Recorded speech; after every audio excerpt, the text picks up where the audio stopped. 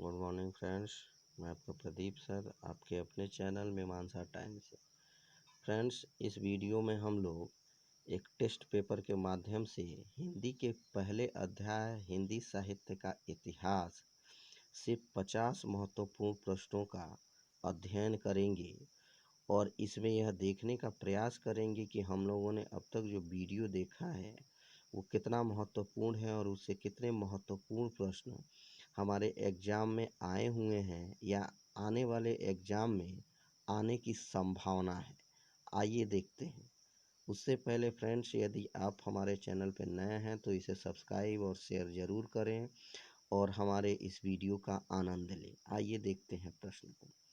Friends, पहला प्रश्न है कि कौन छायावादी साहित्यकार नहीं है।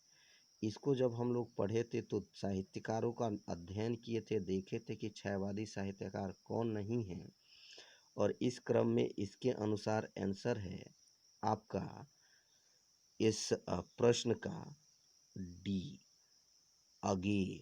फिर अगला प्रश्न है कौन सी कृति महादेवी वर्मा की है, तो इसका आंसर है ए, क्योंकि साकेत मैथिली शरण गुप्त, कव्वाली जयशंकर प्रसाद और प्रिय प्रवास अयोध्या सिंह उपाध्याय का है। अगला प्रश्न है फ्रेंड्स, द्विवेदी जू का नामकरण किसके नाम पर हुआ है। आप 4 विकल्प देख सकते हैं। इसमें इसका आंसर है विकल्प सी, महावीर प्रसाद द्विवेदी। अगला प्रश्न है चौथा, कठिन काव्य का प्रेत किसे कहा जाता है, तो इसका आंसर है फ्रेंड्स डी, क्योंकि केशव दास ने अपने काव्य में कठिन शब्दों का प्रयोग किया है और उनके इसी प्रयोग के कारण उन्हें कठिन काव्य का प्रेत कहते हैं। पांचवा प्रश्न है कि पृथ्वीराज रासो किस काल की रचना है।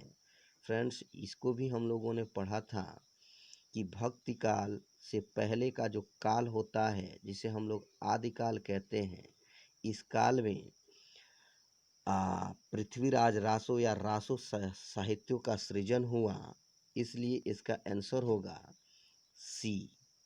छठवां प्रश्न है हिंदी की उत्पत्ति किस अपभ्रंश से मानी जाती है। फ्रेंड्स, इस प्रश्न में अपभ्रंश के आधार पर प्रश्न पूछा गया है। इसका आंसर होगा सौरसैनी अर्थात बी। सातवां प्रश्न है रामचरितमानस की रचना की गई है, अर्थात किस भाषा में रामचरितमानस की रचना की गई है, तो इसका आंसर है अवधी। आप जानते होंगे कि रामचरितमानस के रचनाकार कौन हैं, कृपया कमेंट के माध्यम से बताने का प्रयास करें। फिर अगला प्रश्न है आठवां कि उत्तर मध्य काल को अन्य किस नाम से जाना जाता है, तो फ्रेंड्स, इसको हम लोगों ने पढ़ा था। इसको हम लोग रीतिकाल के नाम से भी जानते हैं। आइए अगला प्रश्न देखते हैं। नौवां प्रश्न है कि बीजक किसकी रचनाओं का संग्रह है, तो इसको भी हम लोग पढ़ चुके हैं। यह कबीर हैं, कबीरदास, उन्हीं की रचनाओं का यह संग्रह बीजक कहलाता है। फिर अगला प्रश्न है 10वां, कामायनी के लेखक कौन हैं। यह बहुत महत्वपूर्ण प्रश्न है, कई बार पूछा गया है। इसका आंसर जयशंकर प्रसाद हैं, आंसर है बी। फिर 11वां प्रश्न है कि खालिक बारी किसकी रचना है। इसको भी हम लोग पढ़ चुके हैं कि खालिक बारी अमीर खुसरो की रचना है और इसी ग्रंथ में अमीर खुसरो ने हिंदी के लिए पहली बार हिंदी शब्द का प्रयोग किया है तथा हिंदवी शब्द भी इन्होंने प्रयोग किया है, जबकि हिंदवी शब्द का पहली बार प्रयोग ऑफ ही ने किया था। फिर 12वां प्रश्न है कि कौन सबसे शुद्ध भाषा का रूप है, तो हम लोग जानते हैं कि सबसे शुद्ध भाषा का रूप परिनिष्ठ भाषा है। यही परिनिष्ठ भाषा सामाजिक और राजनीतिक शक्ति प्राप्त करके राष्ट्रभाषा या राजभाषा बनती है।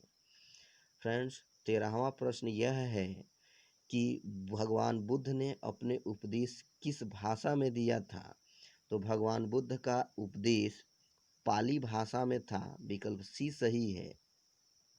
फिर 14वां प्रश्न है कि हिंदी की उत्पत्ति किससे हुई है। फ्रेंड्स, यह बहुत महत्वपूर्ण प्रश्न है, क्योंकि इसमें अपभ्रंश, औहठ, संस्कृत और अर्धमागधी 4 महत्वपूर्ण विकल्प दिए गए हैं। हम लोग जानते हैं कि अपभ्रंश से औहट्ट की उत्पत्ति हुई और औहट्ट से फिर हिंदी की उत्पत्ति हुई, इसलिए इसका आंसर बी होगा। जानते रहिए। 15वां प्रश्न है कि आधुनिक काल को अन्य किस नाम से जाना जाता है। इसको भी हम लोग पढ़ चुके हैं फ्रेंड्स। आधुनिक काल को गद्य काल के नाम से जाना जाता है। 16वां प्रश्न है कि गियर्सन थे या गियर्सन कौन थे। तो गियर्सन एक अंग्रेज ऑफिसर्स थे और उन्होंने भारत की समस्त भाषाओं का अध्ययन किया था और 5 उपभाषाओं तथा 17 बोलियों में इसको डिवाइड किया था, इसलिए गियर्सन एक भाषाविद के रूप में भी जाने जाते हैं। फ्रेंड्स, अगला जो प्रश्न है 17वां, इसमें पूछा गया है कि हिंदी को राजभाषा के रूप में कब स्वीकृति दी गई। तो हम लोग बहुत पहले से जानते हैं कि 14 सितंबर सन 1949 को हिंदी को राजभाषा के रूप में हमारे संविधान सभा के द्वारा स्वीकृति दी गई। इसी की याद में 14 सितंबर को हम लोग राष्ट्रीय हिंदी दिवस मनाते हैं। 18वां प्रश्न है संयुक्त राष्ट्र संघ में सर्वप्रथम हिंदी में भाषण किसने दिया था। फ्रेंड्स, इसको भी हम लोग पढ़ चुके हैं। यह है आंसर सी, अटल बिहारी वाजपेयी जी, भारत के पूर्व प्रधानमंत्री। अगला प्रश्न यह है कि प्रथम विश्व हिंदी सम्मेलन 1975 कहाँ पर आयोजित किया गया था। तो इसका आंसर है फ्रेंड्स सी, नागपुर।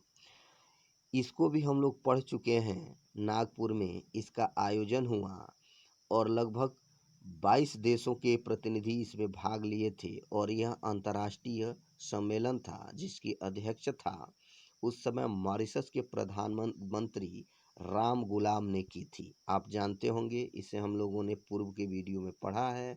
यदि आपने नहीं देखा है तो इस वीडियो के डिस्क्रिप्शन में उसका लिंक दिया गया है, आप जाकर के पढ़ सकते हैं। 20वां प्रश्न है राजभाषा का उल्लेख संविधान के किस भाग में किया गया है। फ्रेंड्स, इसको भी हम लोग पढ़ चुके हैं। यह है सी, भाग 17। फिर 21वां प्रश्न है हिंदी है, मतलब हिंदी के बारे में पूछा गया है कि हिंदी एक फारसी शब्द है, यह राजभाषा है, जनसंपर्क की भाषा है, क्या उपरोक्त सभी सही है। हाँ फ्रेंड्स, यह उपरोक्त सभी सही है। यह फारसी शब्द से बना हुआ हिंदी है। फारस वालों ने नामकरण किया था, हम लोगों ने पिछले वीडियो में पढ़ा है। यह भारत की राजभाषा है, राष्ट्रभाषा के रूप में इसको दर्जा नहीं मिला है और यह बृहद स्तर पर जनसंपर्क करने वाली भी भाषा है, इसलिए इसका आंसर डी होगा। 22वां प्रश्न है कि अज्ञेय जनक थे या अज्ञेय निम्न में से किसके जनक थे। तो इसका आंसर होगा प्रयोगवाद। यह प्रयोगवाद के जनक थे अज्ञेय, हम लोग इसे भी पढ़ चुके हैं। फिर 23वां प्रश्न है अवधि की पहली कृति है। अवधि की पहली कृति मुल्ला दाऊद की चंदायन है। फ्रेंड्स, अज्ञेय प्रयोगवाद नहीं प्रकृतिवाद के जनक हैं, थोड़ा सा करेक्शन कर लीजिएगा। फिर 24वां प्रश्न है कि तार सप्तक के संपादक कौन थे। ये काफ़ी महत्वपूर्ण प्रश्न है, कई बार पूछा गया है, हम जानते हैं और पढ़े भी हैं कि तार सप्तक के जो संपादक हैं वो अज्ञेय हैं। विकल्प सी सही है। 25वां प्रश्न है कि राजभाषा आयोग की नियुक्ति कौन करता है।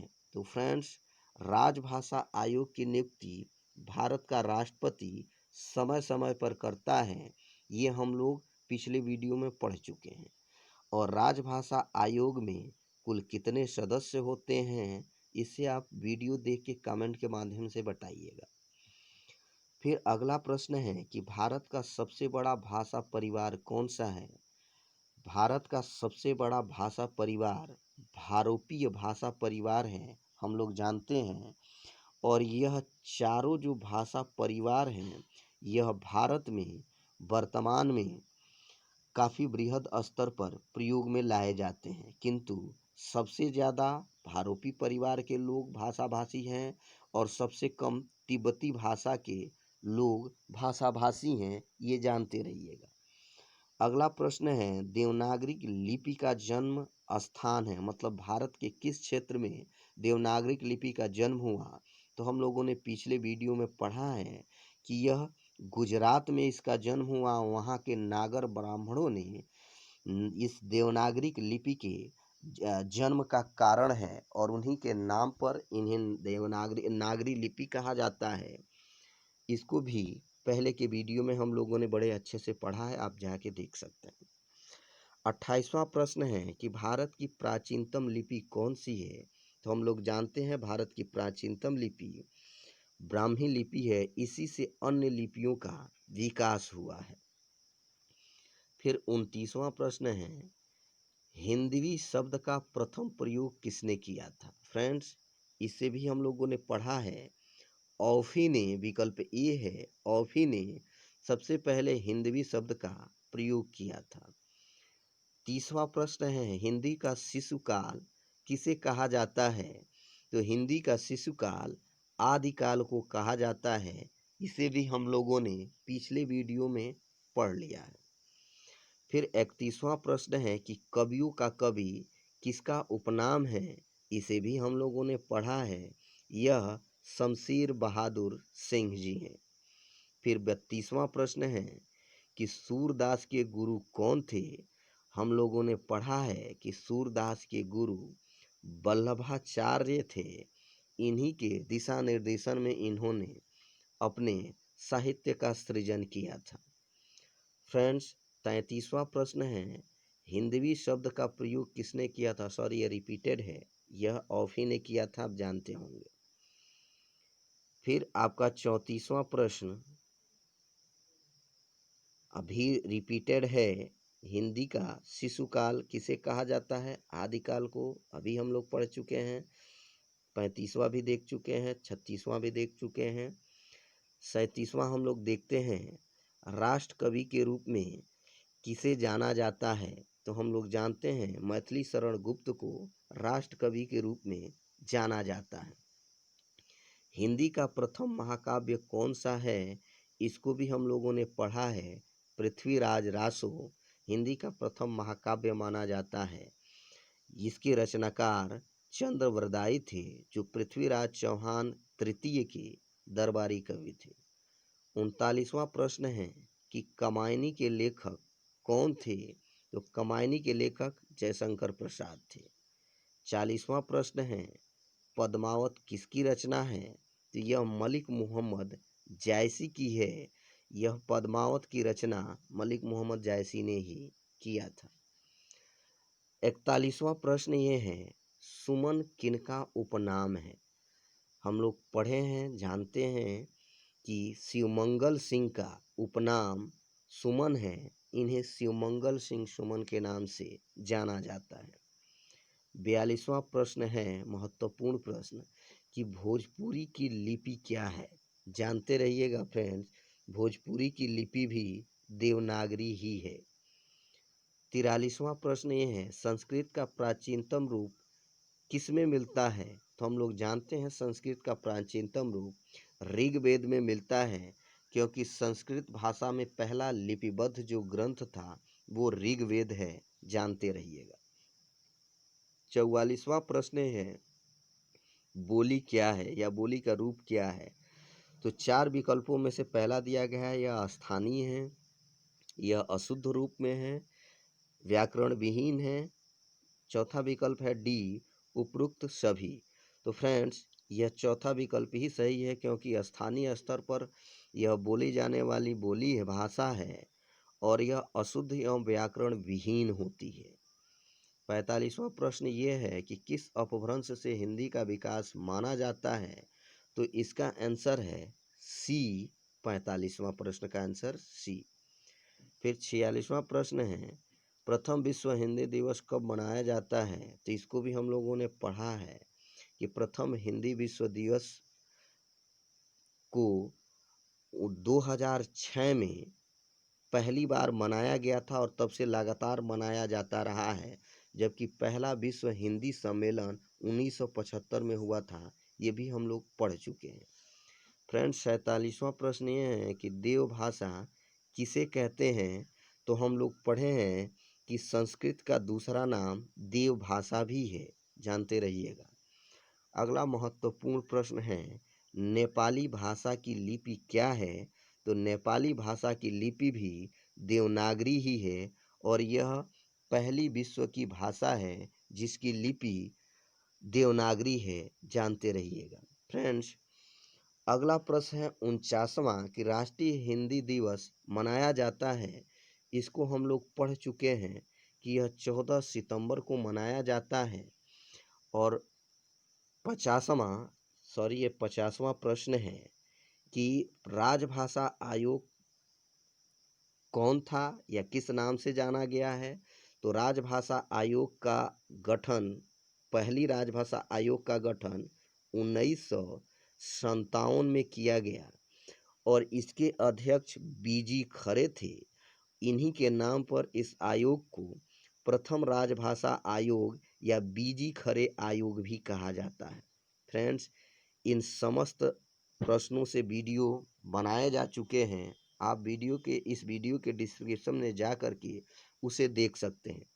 यदि आप इसको रेगुलर या ऐसे ही रेगुलर वीडियो देखना चाहते हैं तो आप हमारे चैनल को सब्सक्राइब कीजिए, शेयर कीजिए और अधिक जानकारी के लिए हमारे व्हाट्सएप नंबर पर संपर्क कर सकते हैं। धन्यवाद।